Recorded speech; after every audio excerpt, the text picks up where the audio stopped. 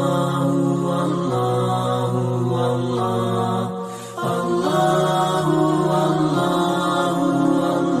نے خود کہا رمضان کا یہ مہینہ یہ گنتی کے چند ایام معدودہ خصوصی طور پر جو آخری عشرہ ہے نا، آخری عشرے میں ہمیں بہت زیادہ عبادتوں پر کیا کر عبادت کر لینا بڑی بات نہیں ہے، عبادت اللہ کے پاس قبول ہو جائے یہ سب سے بڑی بات ہے۔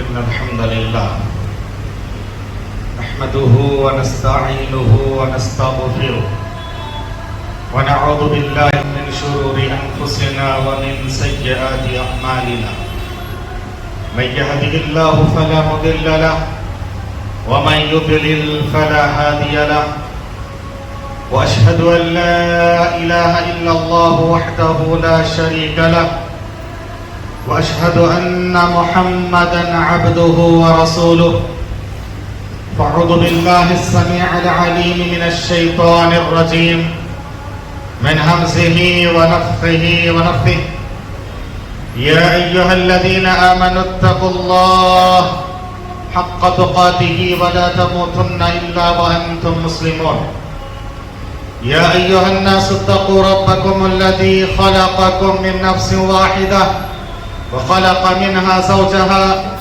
وبث منهما رجالا كثيرا ونساء واتقوا الله الذي تساءلون به والأرحام إن الله كان عليكم رقيبا يا أيها الذين آمنوا اتقوا الله وقولوا قولا سديدا يصلح لكم أعمالكم ويغفر لكم ذنوبكم ومن يطع الله ورسوله فقد فاز فوزا عظيما أما بعد فإن خير الحديث كتاب الله وخير الهدي هدي محمد صلى الله عليه وسلم وشر الأمور محدثاتها وكل محدثة بدعة وكل بدعة ضلالة وكل ضلالة في النار قال الله تبارك وتعالى في سورة البقرة أعوذ بالله من الشيطان الرجيم يا أيها الذين آمنوا كتب عليكم الصيام كما كتب على الذين من قبلكم لعلكم تتقون أياما معدودات۔ برادران اسلام، اللہ تعالیٰ کے فضل و کرم اور توفیق سے ہم اپنی زندگی کا ایک اور بابرکت مہینہ تاکہ اس کے کما حق ادا کرنے کی کوشش کر رہے ہیں۔ رمضان المبارک کا یہ مہینہ پانا بہت بڑی سعادت مندی ہے۔ آپ نے بارہا حدیث سنی ہے کہ دو بھائی یا دو ساتھی ایک ساتھ اسلام قبول کیے، ایک ساتھ ہجرت کیے، ایک ساتھ جنگ کے میدان میں شامل ہوئے، ان میں سے ایک جام شہادت نوش فرمائے، مگر صحابی رسول طلحہ بن عبید اللہ رضی اللہ تعالی عنہ خواب میں دیکھ رہے ہیں کہ وہ صحابی، وہ ساتھی، وہ دوست، وہ بھائی جو ایک سال بعد فطری موت وفات پائے ہیں، مگر ایک سال پہلے جو شہادت کی موت وفات پائے تھے، ان شہید سے پہلے جنت میں داخل ہو رہے ہیں۔ بڑا تعجب ہوا، نبی سے پوچھے تو نبی نے کہا کیا تم نے دیکھا نہیں کہ یہ فطری موت وفات پانے والے ایک سال بعد ایک رمضان المبارک کا مہینہ ان کو ملا ہے، اور اتنی عبادتیں انہوں نے کی ہے، اتنے رکوع کیے، سجدہ کیے، دعا کیے، صیام قیام کا اہتمام کیے کہ اس مقام کو پہنچ گئے۔ سبحان اللہ، صحابی رسول کو ایک رمضان ملا، کتنا اونچا مقام حاصل کر لیے۔ ہمارے اور آپ کی زندگی میں پتہ نہیں کتنے رمضان آئے اور چلے گئے۔ یاد رکھیے میرے بھائیو، ہمیں ربانی بننا ہے، رمضانی نہیں بننا ہے۔ رب کے لیے عبادت گزار بن جاؤ، رب کے لیے تم سارے اعمال انجام دینے والے بن جاؤ. ایسا نہ ہو کہ رمضان آیا سو ہم نمازی بنے, رمضان آیا تو ہم قیام کا اہتمام کر رہے ہیں, رمضان آیا تو تلاوت کر رہے ہیں, رمضان آیا تو صدقہ تو خیرات کر رہے ہیں, رمضان آیا تو ہم مسجد کو یاد کر رہے ہیں. کیا ہم رمضانی مسلمان ہیں یا ربانی ہے؟ رب کے لیے کر رہے ہیں, وہ رب ہمیشہ کے لیے ہے, لہذا اس رب کی عبادت و بندگی ہمیشہ کے لیے کرو. عبادت صرف عید تک یا موت تک, یاد رکھیں عبادت موت تک کرنا ہے. وَاعْبُدْ رَبَّكَ حَتَّى يَأْتِيَكَ الْيَقِينُ, اللہ کی عبادت و بندگی اس وقت تک کرو, موت آنے تک اللہ کی عبادت کرتے رہو, موت آنے تک اللہ کی عبادت و بندگی معاف نہیں ہے. یاد رکھیں میرے بھائیو, یہ عبادت کا یہ موسم ہے. اور سبحان اللہ, رمضان المبارک ہمیں بہت سارے دروس, عبرتیں اور ہماری تربیت مختلف طرح کے اعمال کے ذریعے سے کرتے ہیں. یعنی یہ خود اپنی تربیت کا مہینہ ہے, اپنے آپ کو کنٹرول کرنے والا مہینہ ہے, صبر کی تلقین کرنے والا مہینہ ہے. ہر کام میں ہمیں صبر صبر صبر سکھایا جاتا ہے. علماء نے لکھا ہے رمضان کے دن میں ہم اپنے جسم کو کنٹرول کرتے ہیں کھانے پینے سے. کوئی اگر گالی گلوچ کرنے آیا تو نبی نے کیا فرمایا؟ کنٹرول کرو زبان کو, کہو کہ میں روزے دار ہوں. نبی نے فرمایا جس آدمی نے جھوٹی باتوں کو نہیں چھوڑا, من لم یدع قول الزور والعمل به فلیس للہ حاجہ ان یدع طعامہ وشرابہ, جس آدمی نے روزہ رکھ کر کھانا پینا تو چھوڑ دیا مگر جھوٹی باتوں کو چھوڑا نہیں ہے, دھوکہ دینے کو چھوڑا نہیں ہے, غلط کام کرنے کو چھوڑا نہیں ہے, اس کے کھانا پینا چھوڑنے کا کوئی مطلب نہیں ہے. مطلب یہ ہوا کہ یہ روزے کے ذریعے سے ہم اپنے باڈی کو بھی کنٹرول کریں, اپنی سوچ و وچار کو کنٹرول کریں, اپنی زبان کو بھی کنٹرول کریں. ہر چیز میں یعنی روحانی, جسمانی, اخلاقی, سماجی, دینی, عقدی, منہجی, ہر اعتبار سے اس کے ذریعے سے ہماری تربیت ہوتی ہے. اور ان سب کو صبر کہا جاتا ہے. رمضان یہ شہر الصبر ہے. صبر صیام کا معنی ہی ہے کٹے رہنا, کنٹرول کرنا. صبر کے معنی اپنے آپ کو کنٹرول کر کے رکھنا ہے. تو دن میں ہم ان چیزوں سے کنٹرول کر کے دن میں ہم مجاہدہ کرتے ہیں, شیطان سے فائٹ کرتے ہیں. اور رات کے لیے فرمایا کہ رمضان کے راتوں میں بھی صبر کرنا ہے, یعنی قیام کرو, لمبا قیام کرو, راتوں کو جاگا کرو, راتوں میں عبادت و بندگی کیا کرو.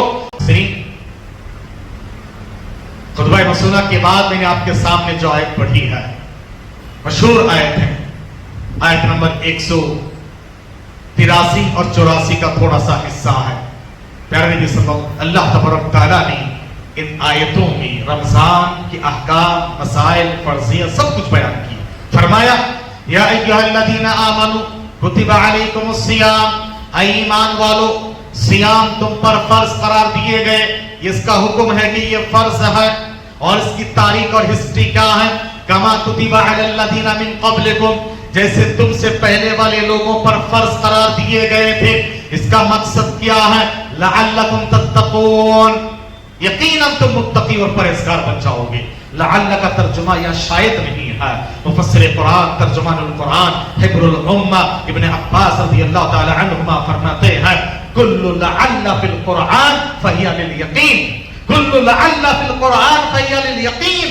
ابن کثیر اٹھائیے اور دیکھیے, کیونکہ یاد رکھیے اللہ کوئی شک شبے کے ساتھ نہیں کہتا ہے. لعل اللہ تعالیٰ کہہ رہا ہے تو یقیناً تم متقی اور پرہیزگار بن جاؤ گے اگر تم نے رمضان کا حق ادا کیا ہے. اور اس کے بعد فرمایا ایام معدودات, گنتی کے چند ایام ہیں. اللہ اکبر, یہی پیغام ہے میرے بھائیوں. اللہ نے خود کہا رمضان کا یہ مہینہ یہ گنتی کے چند ایام, ایام معدودات. ابھی رمضان شروع ہوا, دیکھتے دیکھتے 16 ختم. اللہ اکبر, ابھی رہ گئے چند ایام. یاد رکھیں میرے بھائیوں, یہ گنتی کے ایام تیزی سے گزرنے والے ایام, بہت جلد آنے والے, بہت جلد گزرنے والے ایام ہیں. لہٰذا ہمیں اور آپ کو بقیہ ایام کی قدر کرنی چاہیے. اور یہ جو رمضان کا آخری اشرا ہے, سلف صالحین پیارے نبی صلی اللہ علیہ وسلم صحابہ کرام اس کا بڑا اہتمام کیا کرتے تھے. علماء نے لکھا ہے کہ سلف کے پاس 2 عشرے کا بڑا اہتمام ہوتا تھا. ایک پہلا عشرہ اور ایک آخری عشرہ. پہلا عشرہ ذو الحجہ کا پہلا عشرہ، اس کا بڑا اہتمام ہوتا تھا، اور رمضان کا آخری عشرہ بڑا اہتمام والا ہے. اور خصوصی طور پر اس کے لیلۃ القدر، شب قدر، یہ قدر کی رات ہے جو 1000 راتوں سے بہتر ہے، 1000 راتوں سے بہتر ہے. اس کا بڑا اہتمام کیا کرتے تھے. آج کی آخری عشرے کے جو اعمال ہیں، یہ گنتی کے چند ایام جو باقی رہ گئے ہیں، ہمیں کیا کیا کرنا چاہیے تاکہ ہم رمضان کے حقوق ادا کر سکیں. حاضرین، رمضان کے مقاصد میں یاد رکھیے، ایک تو صبر، دوسرا ہے شکر. شکر. آپ رمضان کی آیتوں کو پڑھیں، یا ایھا الذین آمنوا کتب علیکم الصیام، یہاں سے لے کے ایام معدودات، پھر اس کے بعد شہر رمضان الذی انزل فیہ القرآن ھدی للناس وبینات من الھدی والفرقان، یہاں سے آپ پڑھتے ہوئے جائیں. آگے اللہ تبارک تعالیٰ نے فرمایا اس آیت کے آخر میں کہ جب تم گنتی مکمل کر لو، وَلِتُكْمِلُوا الْعِدَّةَ وَلِتُكَبِّرُوا اللَّهَ، ہاں اللہ کی کبریائی بیان کرو، اللہ اکبر، عید میں تکبیر بلند کیا کرو. اور آگے فرمایا لعلکم تشکرون، تاکہ تم شکریہ ادا کیا کرو.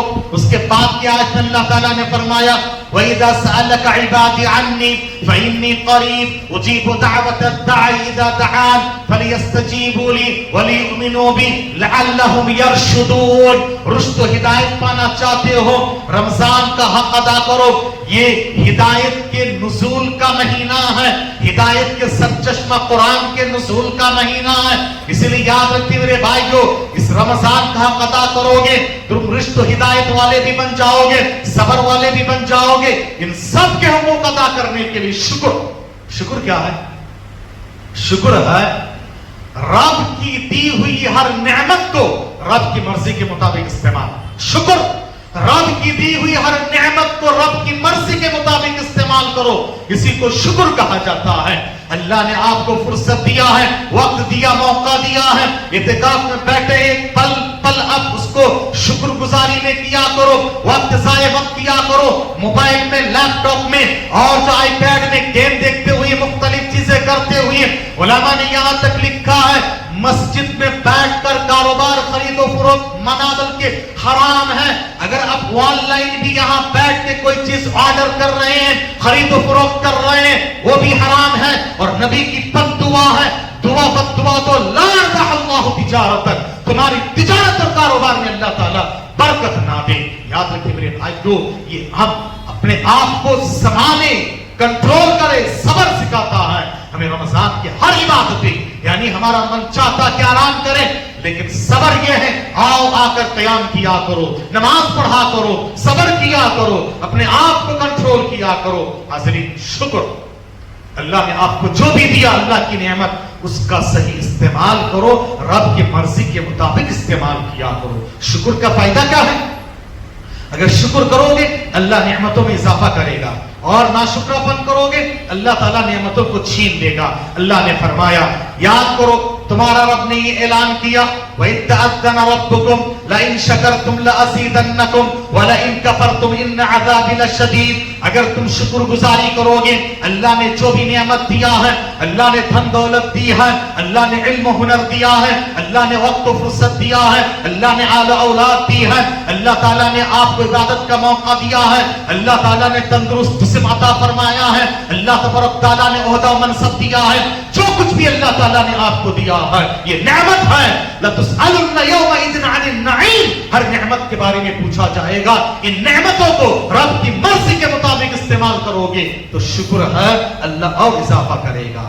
اور اگر کفر کرو گے، ان نعمتوں کو اگر تم رب کی مرضی کے مطابق نہیں، رب کی مرضی کے خلاف گناہ میں، نافرمانی میں، معصیتوں میں اور ہٹ دھرمی میں، ضد میں، ظلم و زیادتی میں استعمال کرو گے، ان عذابی لشدید ولئن کفرتم ان عذابی لشدید.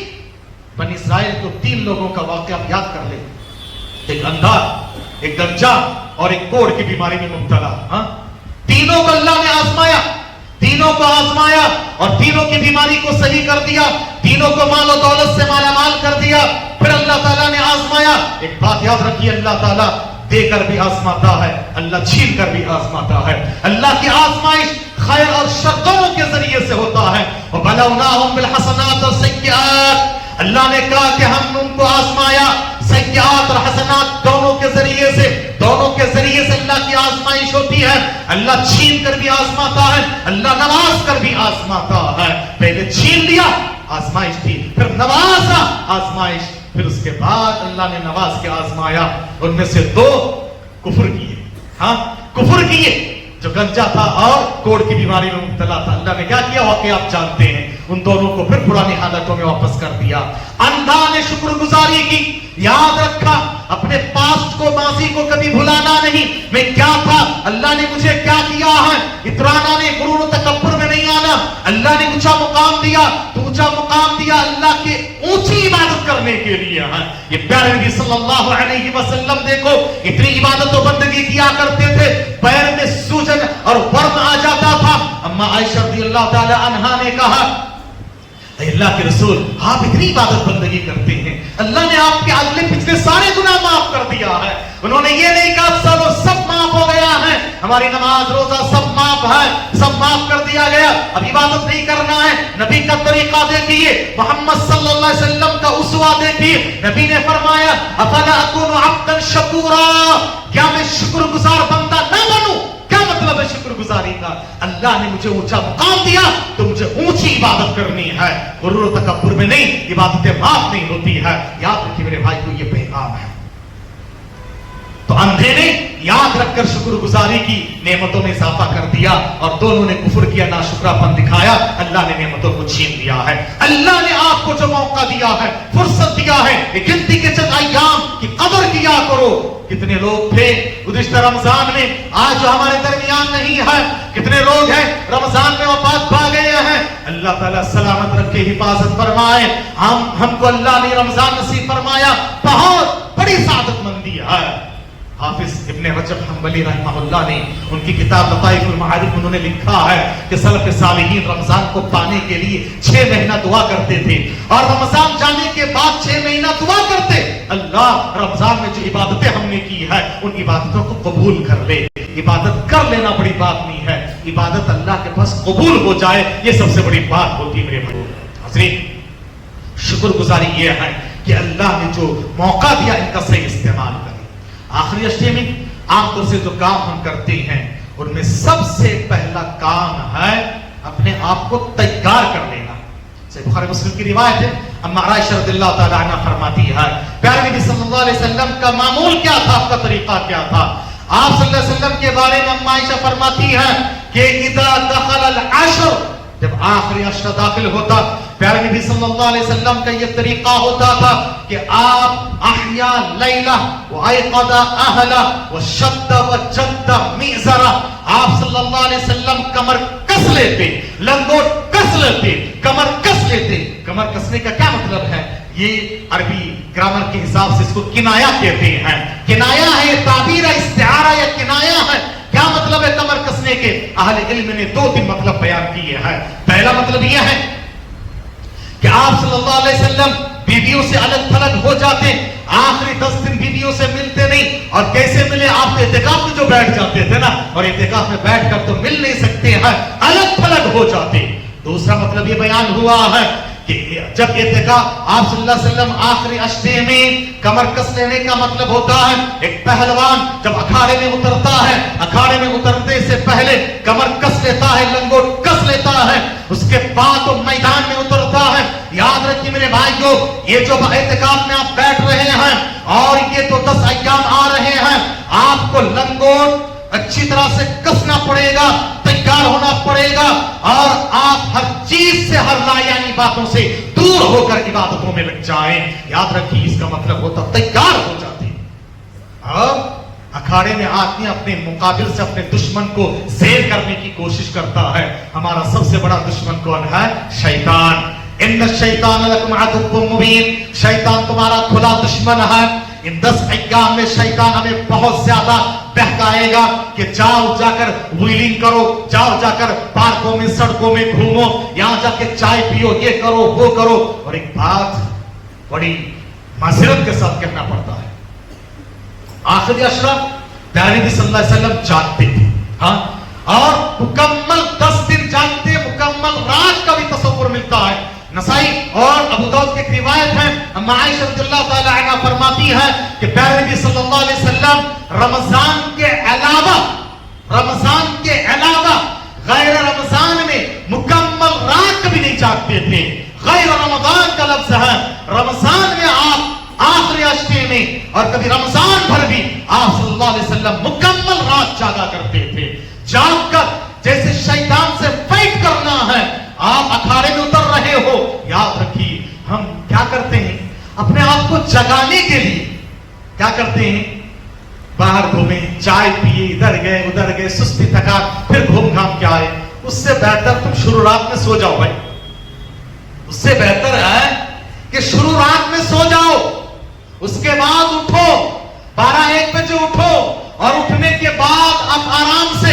اسی لیے میں تو آج عام طور سے مساجد کے ذمہ داروں سے یہ کہوں گا کہ اگر ہو سکے تو آپ عشاء وقت پر پڑھا دیں یا تھوڑی سی تاخیر کے ساتھ ہی پڑھا دیں، تاکہ جو بزرگ ہیں، بیمار ہیں، حاجت مند ہیں، ان کو تو جماعت میں شامل ہونا ہے نا، ان کو آپ تکلیف نہ دیں کہ عشاء بہت تاخیر کر لیں. عشاء زیادہ تاخیر نہ کریں تاکہ عشاء پڑھا دیں، اس کے بعد چلے جائیں گھروں کو لوگ. اور جو عبادت کے لیے آئیں گے وہ جا کے 2-4 گھنٹہ آرام کر کے پھر اٹھ کے آئیں، پھر قیام کا اہتمام کیا کرو. اور آخری عشرے میں زیادہ بیان اور واعظ و نصیحت تقریر وغیرہ تھوڑا کم کریں. ہاں، علم سیکھنا بھی ایک عبادت ہے، ٹھیک ہے، لیکن تھوڑا کم کر کے آپ اس طرح کریں آپ چاقو چوبند ہو کے آ جائیں. ہمارا معاملہ کیا ہے، ہم جو شروع رات سے ہی پہلے ہی رات جاگے ہوئے ہوتے ہیں، پھر اس کے بعد شروع رات سے ہم کیا کر رہے ہیں، اپنے آپ کو تھکا رہے ہیں، جگائے رکھنے کی کوشش کر رہے ہیں. چائے پی کے، سموسا کھا کے، باہر دکانوں میں گھوم کے، یہاں وہاں جا کے، اس کے بعد جب عبادت کا وقت ہے گھومتے ہوئے اور سوتے ہوئے بیٹھ کر ہم جو ہے گزار دے رہے ہیں. اس سے بہتر ہے کہ شروع رات میں آپ سو جائیں اور چاقو چوبند ہو کے آ جائیں. ہاں، پوری رات جاگنا چاہتے ہیں تب بھی جاگ سکتے ہیں، یہ سنت کے خلاف نہیں ہے، لیکن وہ جاگنا چاقو چوبندی کے ساتھ ہو اور عبادت کے مقصد سے ہو. یاد رکھیے میرے بھائیوں، یہ کام کیا کریں. حاضرین، آخری عشرے میں ہمیں سب سے پہلے تیار ہونا ہے. شیڈول بنائیے، تیار ہو جائیے، اور تیار ہونے کے بعد آپ کو دوسرا کام جو کرنا ہے اس عشرے میں، اعتکاف کی فضیلت کے بارے میں کوئی بھی حدیث صحیح سند سے ثابت نہیں ہے.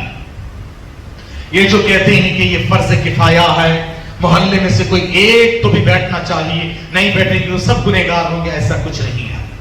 ہاں، مستحب عمل ہے. پیارے نبی صلی اللہ علیہ وسلم کا عمل کرنا خود اس بات کی دلیل ہے کہ یہ فضیلت والا عمل ہے.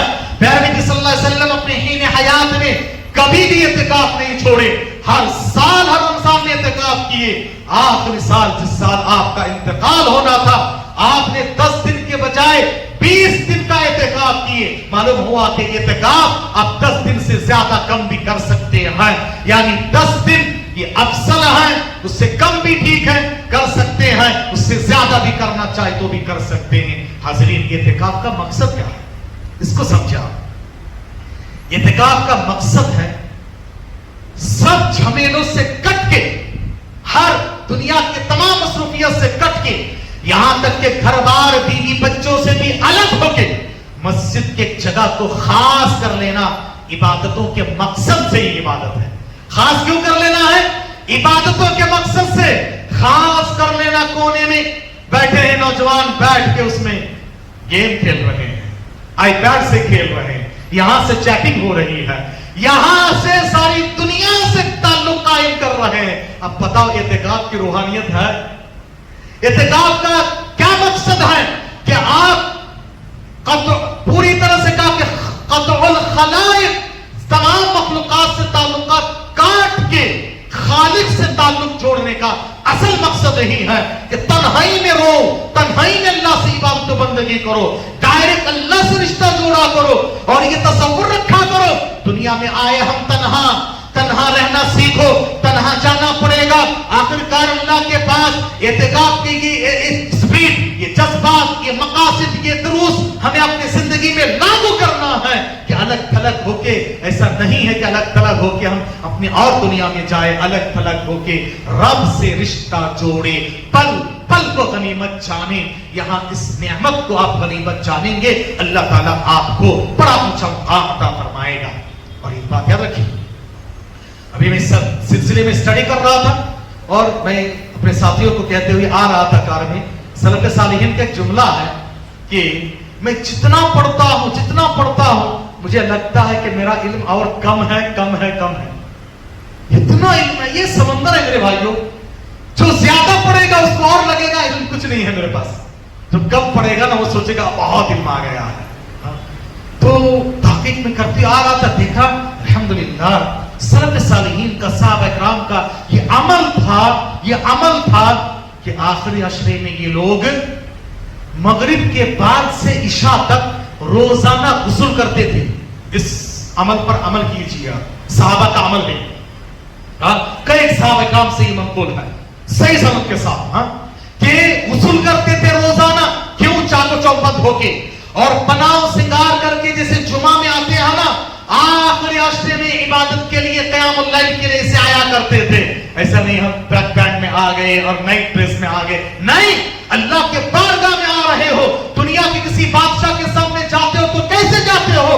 اللہ کے دربار میں آ رہے ہو، احکام الحاکمین کے دربار میں آ رہے ہو.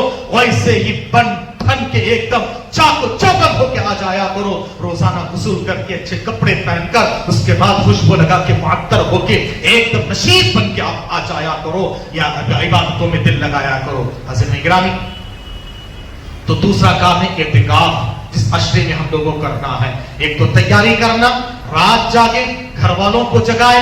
نبی گھر والوں کو جگاتے تھے، خود جاگتے تھے. احیا لیلہ، یعنی رات کو زندہ کرتے.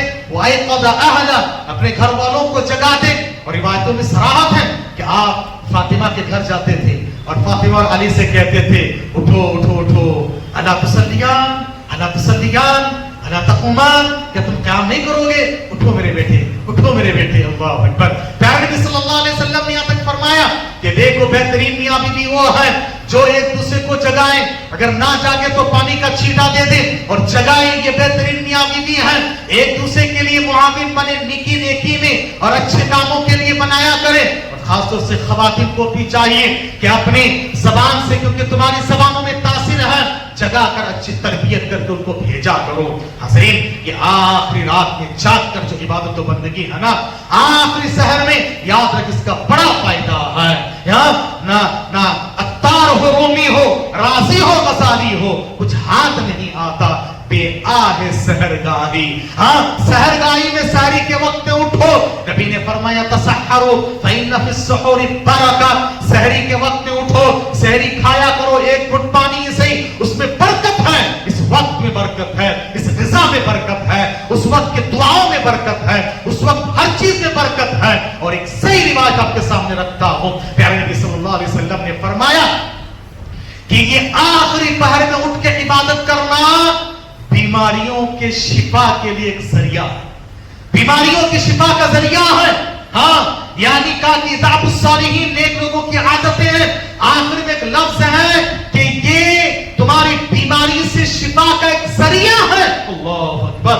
یاد رکھو، آخر وقت میں اٹھو اور کسی پر سخت جادو جن کا کچھ ہوا ہے، آپ سورہ بقرہ مکمل پڑھو. پڑھنے کے بعد پانی میں تیل میں دم کرو، پیو، جسم میں لگایا کرو، خود اپنے آپ پر دم کرو. 3 دن یہ عمل کرو، مجرب نسخہ ہے. اللہ تعالیٰ بیماریوں سے شفا دے گا، جادو جنات کے علاج سے اس سے آپ کو شفا دے گا. یاد رکھیے میرے بھائی کو، یہ آخری پہر کی عبادتیں بہت بہترین ہے. اللہ نے اپنے نیکوکار لوگوں کی تعریف کرتے ہوئے فرمایا مستغفرین بالاسحار، سحری کے وقت میں یہ اللہ سے توبہ استغفار کرتے ہیں، لہذا آخری پہر کا اہتمام کیجیے. اور انہی میں سے تیسرا کام ہے لیلۃ القدر کی تلاش. نبی نے فرمایا، اور آپ کا عمل تھا کہ آخری عشرہ مکمل جاگنے کا اہتمام کرتے تھے، تاکرات، جفت رات، سب کے سب. مگر ان میں نبی نے فرمایا آخری عشرے کی تاک راتوں میں آپ ليلة القدر کو ڈھونڈو. ليلة القدر کیا ہے؟ اللہ تعالیٰ نے فرمایا بسم اللہ الرحمن الرحیم انا انزلناه في ليلة القدر وما ادراك ما ليلة القدر ليلة القدر خير من الف شهر تنزل الملائكة والروح فيها بإذن ربهم من كل امر سلام هي حتى مطلع الفجر. ليلة القدر جس میں اللہ نے قرآن کو نازل فرمایا ہے، یعنی لوح محفوظ میں قریبی آسمان تک ایک بار، اور وہاں سے اللہ تعالیٰ نے 23 سال میں تھوڑا تھوڑا کر کے نبی تک دنیا میں بھیجا ہے، لیکن ایک ساتھ لوح محفوظ سے قریبی آسمان میں جو اتارا گیا یہ لیلۃ القدر میں. اور یاد رکھیے میرے بھائیو، رمضان کی تمام تر فضیلتیں قرآن کی وجہ سے ہیں. شہر رمضان الذی انزل فیہ القرآن ہدی للناس وبینات من الہدی والفرقان. ہدایت کا سر چشمہ ہے. ہدایت پانا چاہتے ہو قرآن پڑھو. یہ ماہ ہدایت ہے اور یہ نزول ہدایت کا مہینہ ہے، نزول قرآن کا مہینہ ہے، ہمدردی اور غمخواری کا مہینہ ہے، صبر کا مہینہ ہے، اور یہ اپنے آپ کو کنٹرول کرنے کا مہینہ ہے، ایک دوسرے کے ساتھ خیر خواہی خیر سگالی صدقات و خیرات کا مہینہ ہے، شکر کا مہینہ ہے. یاد رکھیے میرے بھائیو، یہ مہینہ ہر طرح کے خیر کے مجموعہ کا مہینہ ہے. لیلۃ القدر خیر من الف شہر، 1000 مہینوں کے مقابلے میں بہتر ہے ایک رات. یاد رکھیے اہل علم نے یہاں تک لکھا ہے اس رات کی ہر عبادت 1000 مہینے سے بہتر ہے. اس رات کے صدقہ تو خیرات بھی 1000 صدقہ تو خیرات سے بہتر ہے. اس رات کی عبادتیں بھی، کیونکہ لیلۃ القدر خیر، رات ہے نا، تو رات کی ہر عبادت اہل علم میں لکھا ہے ہر عبادت 1000 کے مقابلے میں بہتر ہے. مگر رمضان کے تعلق سے جو بیان کرتے وہ ضعیف ہے. کیا ہے کہ رمضان کی ہر عبادت یعنی نفل فرض کے برابر ہے اور فرض 70 فرض کے برابر ہے، وہ ضعیف ہے، وہ صحیح نہیں ہے. مگر لیلۃ القدر کے تعلق سے جب کہا گیا یہ رات 1000 راتوں سے بہتر ہے، اس عموم سے استدلال کیا گیا اس رات کی ہر عبادت 1000 کے مقابلے میں بہتر ہے. حاضرین، یہاں رہتے ہوئے ہم 1000 نماز کے ثواب لینے کے لیے حرم جاتے ہیں نا، حرم جاتے ہیں، لاکھ اور 1000 لینے کے لیے حرمین شریفین جاتے ہیں. یہاں بیٹھ کے آپ کو مل جائے گا. یاد رکھیے اس آئے ایک رات کا بھی اہتمام کیجیے. اور یہ رات کون سی رات پتہ نہیں ہے، اسی لیے یہ حکمت ہے کہ سارے راتوں کا اہتمام کیا کرے. اگر اللہ بتا دیتا ایک رات تو اس کا اہتمام کرتے اور چھوڑ دیتے، جیسے کچھ لوگ کرتے صرف 27 کا اہتمام اور چھوڑ دیتے ہیں. مگر الحمدللہ ہم نے ان کے قریب لوگوں سے بھی بات کیا، آج وہ بھی مان رہے ہیں کہ صرف 27 کی رات ہی نہیں ہے، سارے تاک راتوں کو تلاش کرنا چاہیے. لیلۃ القدر کو، آخری عشرے کے تاک راتوں کو تلاش کرنا، اور الحمدللہ بڑی خوشی کی بات ہے. اللہ مزید ان کو اور توفیق دے سنت رسول کی طرف آنے کی. آمین. ہم یہ دعا کرتے ہیں کیونکہ وہ بھی ہمارے بھائی ہیں. لیلۃ القدر کے بارے میں اللہ نے فرمایا تنزل الملائکۃ والروح. اللہ اکبر. فرشتے، یہاں تک کہ جبرائیل امین، جبرائیل امین بھی، روح سے مراد روح کا آنا نہیں ہے. جبرائیل امین جو نبیوں کے پاس آتے تھے اس رات میں آتے ہیں. اللہ اکبر. اور آ کر سلامتی کی دعا دیتے ہیں جو عبادتوں میں لگے رہتے ہیں، اور کہتے ہیں کہ سلام سلام. کب تک؟ سلام ہی حتی مطلع الفجر. صبح فجر تک جو ہے سلامتی کی دعا دیتے ہیں. اور یہ جو فیصلہ 1 سال کی تقدیر کا فیصلہ اور ساری باتیں ایک باتوں کا نزول ہوتا ہے اسی رات میں. تنزل الملائکۃ والروح فیہا بإذن ربہم من کل امر. ہر معاملے کا فیصلہ ہوتا ہے، اور یہ فیصلہ 15 شعبان میں نہیں ہے، 15 شعبان میں نہیں ہے. جو کہتے ہیں کہ اس آیت کا غلط ترجمہ کرتے ہیں، انا انزلناہ فی لیلۃ مبارکہ فیہا یفرق کل امر حکیم، اور انا کنا منذرین فیہا یفرق کل امر حکیم. یہ جو کہتے ہیں کہ یہ رات شب برات کی رات ہے، غلط ہے، غلط ہے، کیونکہ شب برات میں قرآن کا نزول نہیں ہوا. اور اس میں تو کہتے ہیں کہ انا انزلناہ، ہم نے قرآن کو نازل کیا اس رات میں. یہ لیلۃ القدر ہے، شب قدر ہے. یاد رکھیے میرے بھائی، لہذا اس رات کو ڈھونڈ کر عمل کی کوشش کریں. یہ تیسرا کام تھا. چوتھا کام جس آخری عشرے میں ہم کرتے ہیں وہ ہے صدقۃ الفطر کا اہتمام کرنا. صدقۃ الفطر کا اہتمام کرنا. رمضان کے مقاصد میں سے ایک مقصد یہ بھی ہے کہ بھائی بھوکا رہ کر، اور میں یہ کہتا ہوں کہ ذرا بھوک کا احساس ہونا چاہیے. सहरी में हम इतना खाते हैं कि दिन भर भूख ही नहीं लगती है। ऐसा मत खाया करो भाई। सहरी में ऐसा खाओ कि भूख का एहसास हो और ये लगे, ये एहसास करो कि भाई मैं तो 1 महीना सिर्फ 12-13 घंटा भूखा हूं। कितने भूखे ऐसे हैं, कितने गरीब मोहताज ऐसे हैं साल भर भूखा रहते हैं। उनकी फिक्र करो और ये सदका फिक्र उनको पहुंचाया करो। ईद से पहले, ईद के दिन को बेनियाज रखो।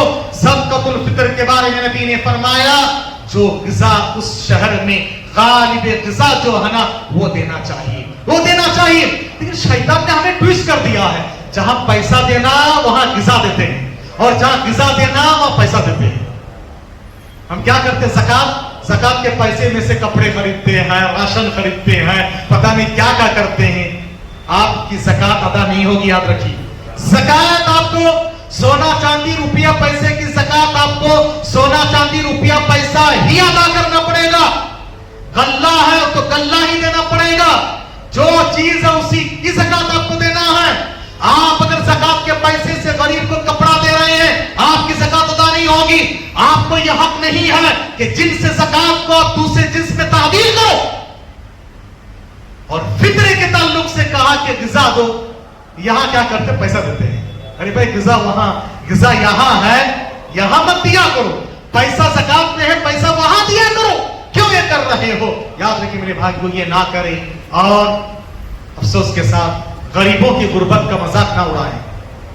हाँ, दे रहे हैं वीडियो फोटो, दूसरे दिन जो है पेपर में आया वीडियो जो है सबको दिखा रहे हैं। अल्लाह के वास्ते गरीबों की गुर्बत का मजाक ना उड़ाएं। अल्लाह के लिए सोचें। उस जगह पर आप देने वाले हैं तो आपको अच्छा लग रहा है वीडियो में फोटो में, लेकिन जो लेने वाला है वो भी इंसान है, उसके भी दिलो दिमाग है, उसके भी रगो रेशे में खून दौड़ रहा है। आप अगर उस जगह पर होते आपको कैसे लगता? इसीलिए आप रखो, नबी ने फरमाया वो 7 खुशनसीब जिनको अर्श के साये तले, अल्लाह के साये तले जगह मिले, कौन है? दाएं हाथ से खर्च करे तो बाएं हाथ को पता भी ना चले। याद रखिए मेरे भाई को, यह होना चाहिए। मैं आपको नबी के वाकया और खुददारी के पैगाम सुना देता हूं। जाबिर बिन अब्दुल्लाह रज़ियल्लाहु ताला अन्हु, एक सहाबी, बाप बेटे दोनों जंग में शामिल हुए, जाबिर और अब्दुल्लाह दोनों। ये आ रहे थे ऐसे सिमत से जिस तरफ दुश्मन थे, पता नहीं चला तो मुसलमानों ने तीर चलाया और उनके बाप के सीने पे तीर लग गई और जब वो शहीद हो गए। बाद में पता चला कि वो मुसलमान है, लेकिन गलत रूप सिमत से आ रहे थे। उसके बाद अब जाबिर छोटे थे, ज्यादा उम्र वाले नहीं थे, अभी नौजवान थे, एकदम बहुत छोटे उम्र के, और 9 बहनें, एक भाई 9 बहनें। अल्लाहु अकबर। बाप का इंतकाल हो गया और ये अभी यंग है, बहुत ज्यादा उम्र वाले नहीं है, मेरे ख्याल से 10-12 साल या 15 साल की उम्र के आसपास में होंगे। अब ऐसी हालत में बड़ी परेशानी थी उनको। और बाप तो जमीन, उनके खेत जहां पर खजूर के बागात थे, वो एक यहूदी के पास गिरवी रख दिए थे। एक तो कर्जा है, इतनी बहनों का बोझ है और गुर्बत और परेशानी है, बाप का इंतकाल हो गया। अल्लाहु अकबर। क्या हालत देखो प्यारे नबी सल्लल्लाहु अलैहि वसल्लम, खुददारी इतनी, और नबी ने भी उनकी खुददारी का कैसे ख्याल रखा देखो। ये वाकई इबरतनाक वाकया है। प्यारे नबी सल्लल्लाहु अलैहि वसल्लम एक सफर में थे और एक बार ऐसा हुआ कि सफर को जाने से पहले उस यहूदी का तकाजा बहुत बढ़ गया। खुद नबी जाकर यहूदी से बात किए, जरा मोहलत दो। नहीं, मोहलत नहीं दूंगा। नबी आए, आकर कहा कि आई जाबिर जरा दिखाओ कि तुम्हारे खेत कहां है। कहा कि यहां है। नबी सल्लल्लाहु अलैहि वसल्लम उनके लिए खैर और बरकत की दुआ कर दी और कहा कि अब चलो तुम जो है खेती काटो। खेती काटे, अल्लाह के रसूल की दुआ से, बरकत से सारे के सारे अदा कर दिए, सारे अदा हो गया और उसके बाद बच भी गया है। देखो नबी ने खुददारी को बाकी भी रखा, ऐसा नहीं किया कि सबका खैरात देके सबके सामने उनकी इज्जत को उछाले, उनकी खुददारी को बाकी रखे। फिर एक सफर में निकले तो सफर में उनकी जो सवारी थी ना वो पीछे हो रही थी, बहुत पीछे हो रही थी, कमजोर लागर, क्योंकि दाना खाना पीना नहीं किया, ज्यादा पीछे हो रहे थे। नबी ने कहा कि जाबिर क्या मामला है? कहा कि बहुत कमजोर हो गया है, ग़िज़ा नहीं है, पीछे हो जा रहा हूं, ऐसे मजबूरी है, गुर्बत है। नबी सल्लल्लाहु अलैहि वसल्लम ने कहा एक काम करो, ये मुझे बेच दोगे? پہلے تو نبی نے برکت کی دعا دی اور نبی سوار ہوئے, چاق و چوبند ہو گیا, اتنا چاق و چوبند کے سب سے آگے بھاگنے لگا. نبی نے کہا کہ مجھے بیچو گے؟ کہا کہ اللہ کے رسول ایک ہی سواری ہے, آپ لینا چاہتے ہیں ٹھیک ہے لے لیجیے. دل برداشتہ ہو کے بھی دے دیے. نبی کا مقصد کیا تھا؟ لینا نہیں تھا, ان کی ایک سواری چھیننا نہیں تھا, لے لیے. ایک تو خرید کر ان کو پیسہ دیے, گھر واپس جانے کے بعد پھر سواری ان کے گھر واپس دے دیے. اللہ اکبر, دیکھو خودداری کا کیسے پیغام دیے. اور آج ہم اتنا دے کے دنیا میں ڈھڈورا پیٹتے ہیں. یاد رکھیے میرے بھائی کو, یہ نبی کی سنت ہے, غریبوں کی غربت کا مذاق نہ اڑایا کرے, ان کا بھی خیال رکھا کرے. حضرت نگرامی, صدقۃ الخیرات, صدقۃ الفطر, آپ غذا اور راشن ہی دیا کریں. کہتے ہیں غریب کو راشن کی ضرورت نہیں. شیخ بن باز کہتے ہیں جس کو راشن کی ضرورت نہیں وہ غریب نہیں, اس کو مت دیا کرو. ہاں, وہ غریب مسکین نہیں, اس کو مت دیا کرو. ہاں, یاد رکھیے میرے بھائی کو, یہ راشن کو راشن ہی رہنے دیجیے, اور زکات سے آپ جو ہے اس کو پیسہ دے دیا کیجیے, تب جا کے فائدہ ہوگا. کب سے کب تک دینا ہے؟ افضل وقت ہے چاند نظر آنے سے لے کر عیدگاہ جانے تک. عید کی نماز کے بعد دیں گے تو فطرہ ادا نہیں ہوگا. اور صحیح بخاری کی روایت سے پتہ چلتا کہ یہ فطرہ اجتماعی طور پر اس کا انتظام کرنا بہتر ہے. وہ جو آیت الکرسی کی فضیلت ہے, شیطان چرانے آیا تھا, وہ فطرے کا تھا, اور ابو ہریرہ کو نگران بنایا گیا تھا. ابن عباس کہتے ہیں بخاری کی روایت ہے, نبی 27 رمضان عصر کے بعد ہمیں بھیجتے تھے. تو اس کا ثبوت ملتا 27 رمضان عصر کے بعد جا کے کلیکشن کر کے لا کے تقسیم عید سے پہلے کر دینا. جو لے رہے ہیں, جمع کر رہے ہیں, اچھی بات ہے, سنت کو زندہ کریں, کلیکٹیولی ایک جگہ جمع کریں. جمع کرنے کے بعد آپ بتائیں کہ آپ کے کانٹیکٹ میں جو بھی غریب محتاج ہیں ان تک عید سے پہلے پہنچانا چاہیے. اگر یہ کرتے ہیں بہت اچھی بات ہے, یہ ہونا چاہیے. کتنا دینا ہے؟ جو آپ کھاتے ہیں غذا زیادہ تر سال بھر, اس کے آپ کو 2.25 kg کے آس پاس میں عام طور سے بنتے. زیادہ مشہور ہے 2.5 kg. ہاں, 2.5 kg وہ غذا ہے نا.